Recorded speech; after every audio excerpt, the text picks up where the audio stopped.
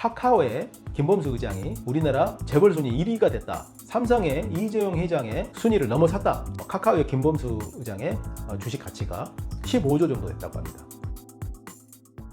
안녕하세요. 유니콘 빌더 장 대표입니다. 자, 오늘은 주식회사를 경영하는 경영자들이 돈을 벌기 위해서 어떻게 해야 될까 하는 부분에 대해서 좀 말씀을 드리도록 하겠습니다. 제가 다른 영상에서 한번 말씀드린 적이 있는데요. 주식회사 경영자들은 월급을 높여서 돈을 버는 게 아닙니다. 그건 일반 직장인들이 열심히 일해서 연봉을 높여서 돈을 버는 방식이고요. 주식회사 경영자는 다른 방식으로 돈을 벌어야 됩니다.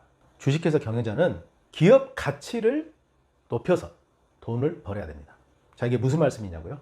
자세히 설명드리도록 하겠습니다. 주식회사는 주식으로 구성이 되어 있죠. 처음에 회사를 설립을 할 때 주식의 액면 가격이 보통 5,000원으로 시작을 합니다.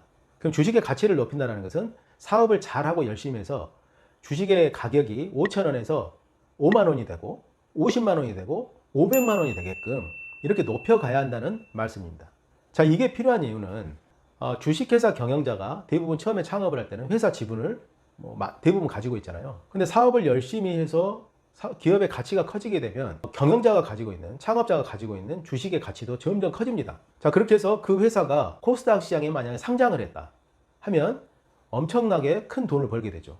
자, 예를 들어보면 이런 겁니다. 코스닥 시장에 기업이 상장할 때 기업 가치에 얼마 정도의 상장을 하냐면, 여기서 말하는 기업 가치는 상장하게 되면 시가총액이라는 말을 쓰게 됩니다. 기업의 주가와 주식수를 곱하게 되면 시가총액이 나오죠. 시가총액은 돈을 주고 그 기업의 주식을 다 살 수 있는 금액을 말하는 겁니다. 그래서 시가총액이 만들어지는데, 기업이 코스닥 시장에 상장할 때 일반적으로 기업 가치 1,000억 정도에서 상장을 합니다. 시가총액 1,000억 원 정도에서 상장을 해요. 그런데 경영자가 처음에 지분이 100%였는데 외부에서 투자를 받고 여러 가지 활동을 하다 보면 이제 경영자의 지분율은 점점 떨어지게 됩니다. 그렇게 해서 상장하는 시점에 일반적으로 한 30%에서 40% 정도의 지분을 갖게 되는데, 만약에 경영자가 30%의 지분을 갖고 있다. 그러면 이 기업이 코스닥 시장에 상장을 해서 시가총액이 1,000억 원이 되고 경영자의 지분율이 30% 정도라면 이 경영자는 돈을 얼마 정도 벌게 된 걸까요? 1,000억 원에 30%면 300억 원입니다. 이 경영자는 자신의 회사가 주식시장에 상장함으로써 300억 원의 주식 부자가 되는 겁니다. 그 300억 원 중에서 본인이 주식을 팔고 싶으면 바로 팔아서 현금화할 수 있잖아요. 그래서 300억 원의 현금을 갖고 있는 것과 같죠. 만약에 상장을 해서 사업을 더 열심히 해서 기업 가치가 1,000억에서 2,000억 원이 됐다. 그러면 본인이 가지고 있는 지분의 가치는 600억 원이 되는 겁니다. 그래서 어마어마하게 부자가 되는 거예요.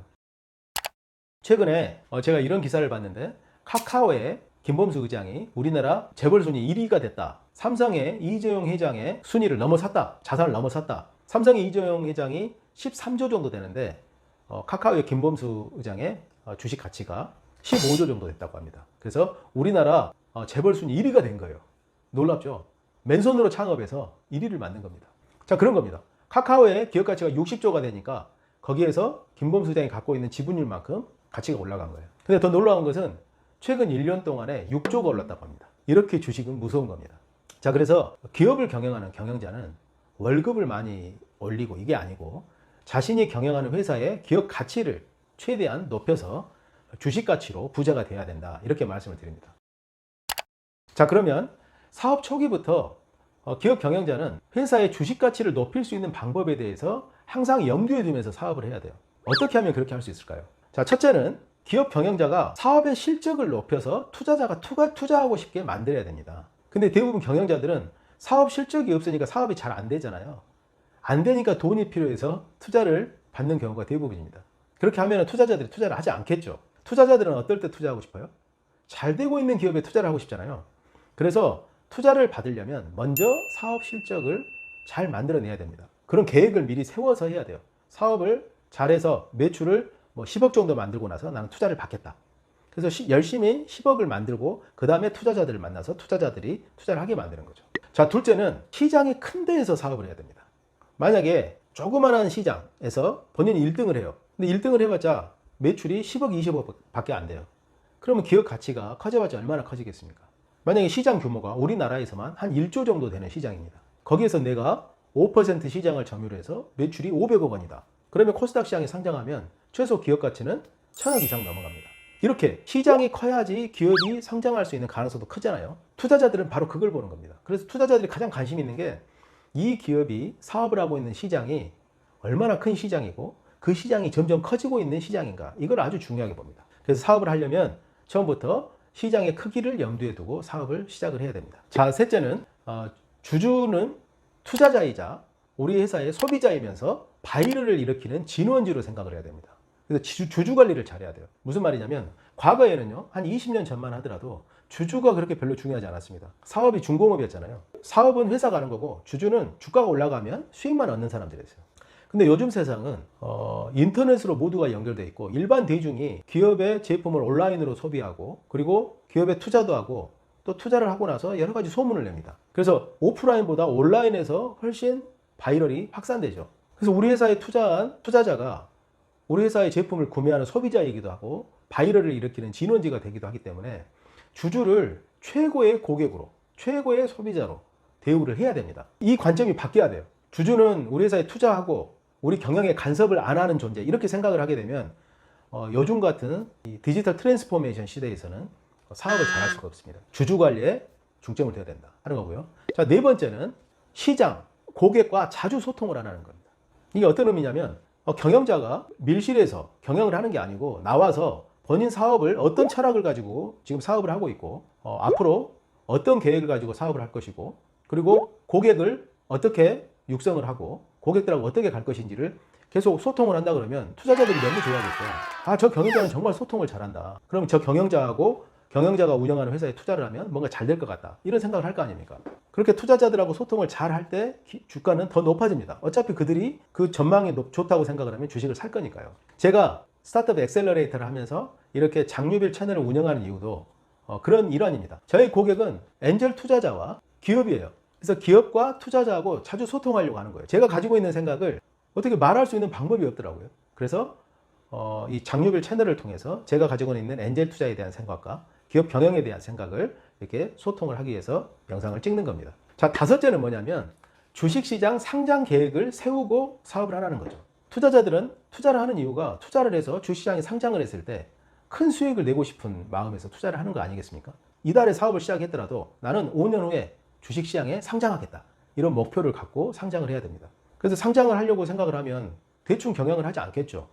회사의 매출도 신경 쓰고 주주 구성, 자본금, 이런 걸 주식회사를 경영하는 데 필요한 전반적인 것들을 다 고려하면서 사업을 하게 될 겁니다. 그럼 그 기업에 투자하는 투자자는 기대가 생기겠죠. 그래서 더 많은 투자를 유치할 수 있는 기회가 되기도 합니다. 자, 지금까지 제가 5가지를 말씀드렸습니다. 첫째는 사업의 실적을 높여서 투자자가 따라오게끔, 투자를 하고 싶게끔 해라 하는 게 첫째고요. 둘째는 시장이 큰, 성장 가능성이 높은 시장에서 사업을 해라. 그래야지 높은 매출을 만들 수 있고 기업 가치가 커질 수 있다 하는 겁니다. 자, 셋째는 주주를 투자자로만 보지 말고 회사의 소비자이자 진원지로 생각을 해서 주주를 최고의 고객으로 대우를 해라 하는 겁니다. 네 번째는 고객과 시장과 소통을 해라. 경영자가 가지고 있는 생각을 시장에 말을 하고 소비자를 만나고 해서 경영자는 소비자하고 함께 갈 수 있는 그런 소통을 해야 된다 하는 겁니다. 다섯 번째는 주식시장에 상장을 해서 투자자한테 매력적인 회사로 보이게끔 해라 하는 겁니다. 오늘은 기업의 가치를 높일 수 있는 5가지 방법에 대해서 말씀을 드렸는데요. 그 방법을 물론 아는 것도 중요하지만 이거를 실질적으로 실행을 해서 뭔가 결과를 만들어낼 수가 있어야 되잖아요. 그래야지 사업이 발전될 거 아닙니까? 자, 그걸 가능하게 하는 게 저희 알토란 벤처스에서 하는 KOTC 코칭입니다. KOTC 코칭은 사업 초기에 있는 기업들도 저희 알토란 벤처스의 코칭을 받아서 KOTC라는 장외 주식 시장이 있습니다. 그 장외 주식 시장에 기업의 주식이 등록이 돼서 주가가 형성이 되고 거래가 돼서 더 많은 투자 유치를 하고 투자자들이 수익을 낼 수 있도록 코칭을 하는 프로그램입니다. KOTC 코칭을 통해서 제가 오늘 말씀드린 이 5가지를 준비할 수 있도록 도움을 드리고 있습니다.